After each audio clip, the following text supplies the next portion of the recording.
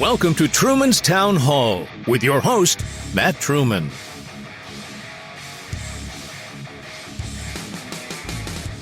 I'd not brought it up since that date. There was no social media posting, not even a conversation at a local coffee shop. Doesn't have to. It's been weighing on me because you've questioned the integrity of some people on this council. And to that point, I've never received a phone call, a text message, or anything, and asking you why. You were included on the complaint, the original one. And I saw you withdraw it, and that's the I think side that integrity point would have been to call me and say, what happened? And I guess my question to you, Mr. Mayor, is did that phone call email take place? I saw what happened because I saw the email where you withdrew the complaint, but what I haven't heard is you coming back and clarifying why you withdrew the complaint.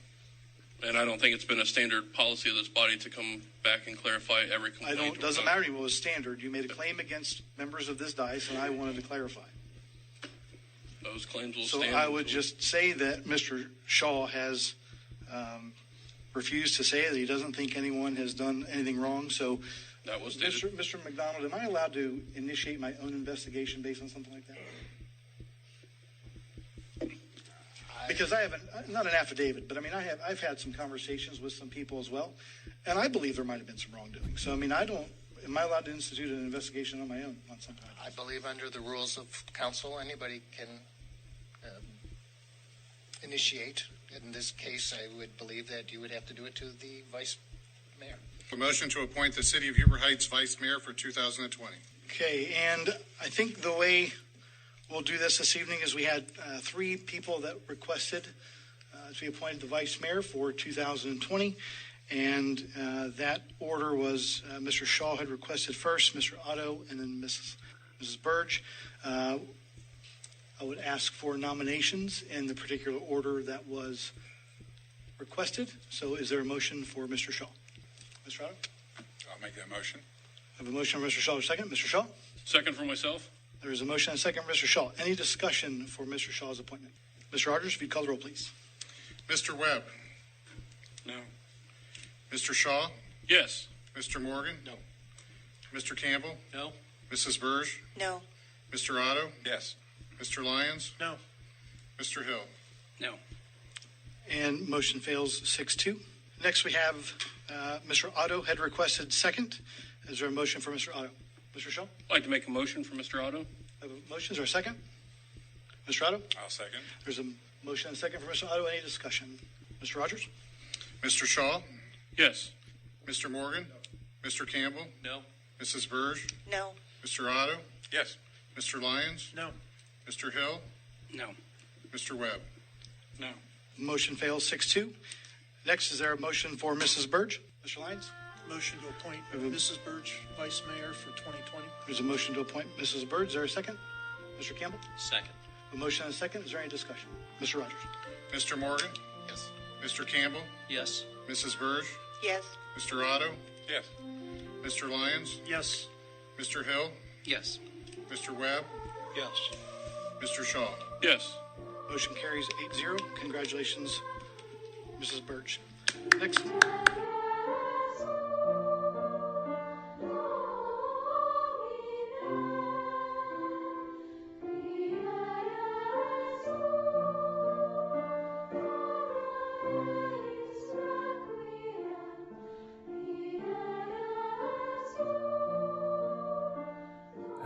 Hello. This is Matt Truman. Thank you for downloading this episode. Thank you for sharing with a friend. What you just listened to was the first part of that clip was the last council meeting of the year. The second part was the first council meeting of the year. Do you know what I love about Huber politics? It's so predictable. It's so predictable. You know where these council members are going to vote most of the time, right? You know how they're going to behave. You know what they're going to do. Especially now. I'm really shocked that my opinion is so important. I guess it's because I've been paying attention for a long time, and I know how Huber politics works. For many years, ladies and gentlemen, I have been paying attention to city government in the city of Huber Heights, my hometown. And when I say my hometown, that rubs people the wrong way. It makes people angry that I was born and raised in the city of Huber Heights. I've had messages about it. People write about it online, on Facebook posts. It rubs them the wrong way. So let me say it again. Cover your ears if this hurts your feelings. Huber Heights is my hometown, and I love the Brick City. I'm not happy with the Brick City government, like many of you. If you listen to this podcast and you've been listening for a while, I think you feel similarly. You may not agree with me on everything, but I believe if you listen to this podcast, you understand that I have been paying attention a while, and that the things I talk about on this podcast are my opinion, but it's a rather accurate opinion. On the last podcast, did I not predict the vice mayor vote? Did I not predict that? And congratulations to Miss Birch, and I mean that sincerely. Whether I agree with her politics or not, I do recognize that she works hard throughout the city. She's out there. She talks to people. She puts out good information. She is a good candidate for the vice mayor position. And I wasn't surprised by the outcome. I wasn't. I knew and I predicted that Miss Birch would win. And I knew how most of the council members were going to vote, except for one. I didn't think Councilman from Ward 4, Andy Hill, was going to vote the way he did. See, I have been paying attention for a long time, and I've been trying to get other folks involved and paying attention as well. And I think I have been a piece of that. I think a lot of people are paying attention. More people are paying attention than getting involved, and we'll talk about that a little later. But during the council meeting, Andy voted for Miss Birch, voted no against Mr. Otto, and voted no against Richard Shaw. I think everyone who listens to this podcast, I would say generally everyone who listens to this podcast follows or is a member of our group, Brick City Town Hall, the Facebook group. And on January the 7th, on Brick City Town Hall, I wrote a poll shortly after the discussion when I knew who was putting their hat in the ring for vice mayor. I wrote a poll and it reads, 3 members of council have interest in the vice mayor position. Who would you choose? Council vote is potentially January 13th, 2020.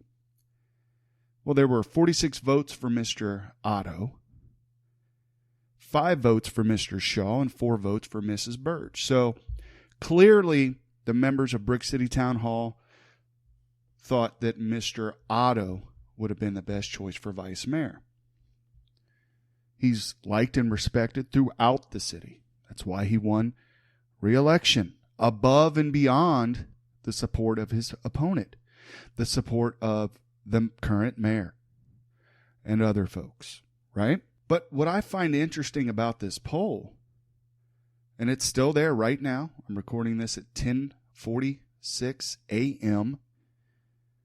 on the 15th of January. When you click on Mr. Shaw to see who voted for him on this poll, a one Andy Hill pops up. Councilman Andy Hill. January 7th, that poll was put out. Less than a week later, he votes no. So something in there changed. Something in there changed, right? So Andy voted for Richard on Brick City Town Hall, and then less than a week later, he votes no where it counts, on the dais. Now, this is nothing new. Mr. Hills told me personally he was going to be voting a certain way on a service project, on a location of a service project that I and many others were vested in. He didn't. He didn't vote that way. These are just two separate examples of why I am disappointed in the Ward 4 Councilman, Andy Hill. I'll give you another quick example. Back in 2017, when Mr. Hill was running for office, he obliged and did a podcast with me. I had many candidates do a podcast, and it was a fair podcast. I wasn't highlighting one candidate over the other. I was trying to get the information out, similarly to what I normally do. You can differentiate that versus my opinion. A lot of times I say, hey, this is my opinion. But anyway, it's on Truman's Town Hall podcast. You can scroll up to episode 28 if you want to listen to all of it. But here is what sticks out to me. Here is why I called my son and said, hey, this candidate seems like he's going to do a great job for the city of Huber Heights. This is someone I would like to see sit on city council. Would you do me a favor, son? Would you wake up early in the morning? I know you're 21 at the time he was, or 20. I know you're a young kid, but would you wake up and do your dad a favor and go out and hand out some flyers and stand out and try to get others at the polls to vote for this good candidate? And this is why. You know, I understand that I'm running for a position and so I'm going to be on a ballot. But to me, I'm just another citizen, just like everybody else. And I want to be able to give citizens their ability to vote and know that that the person that's sitting in the seat that I want to occupy, that when they come and talk to me or they call me or they see me out and about, that they can say things to me like really anything, and know that I'm taking it to heart and I'm taking note of it, and that their opinion is my vote. So there's that. Ladies and gentlemen, it is so important to pay attention. It is so important to get these elected, and not just local elected officials, but state officials, national, get them on the record. Because they're one thing when they're campaigning, a lot of them, right? There are some good politicians out there. Let's not go down that road. But a lot of politicians are one thing on the campaign trail and something totally different when they take office, and that power floods their veins. Or the influence comes in from the outside. You're going to vote this way, or we're going to box you out of any of the leadership roles or anything at all. I don't know. It just it is what it is, right? We know that. But we tend to follow our hearts. We tend to trust too often. A majority of us, a great majority of us. When we have a politician who disappoints us, it hurts us. It angers us. It frustrates us. It makes us want to bang the table and say, no more. You will do this no more. And I had enough. So I wrote a post. Ladies and gentlemen, because I wanted people to wake up. It was shocking. And I'll read it for you real quick. So I wrote this on Facebook, on Truman's Town Hall podcast page, and then I shared that over to the Brick City Town Hall. That's where I discuss politics on Facebook. And I talk about it here on this podcast. Generally everywhere else, if friends and I talk about it, okay, but I don't, that's where I throw it out at. But anyway, so I wrote, for me, Matt, Andy Hill's the biggest disappointment of the Huber Heights City Council. I had high hopes for him because he promised so much and has delivered nothing.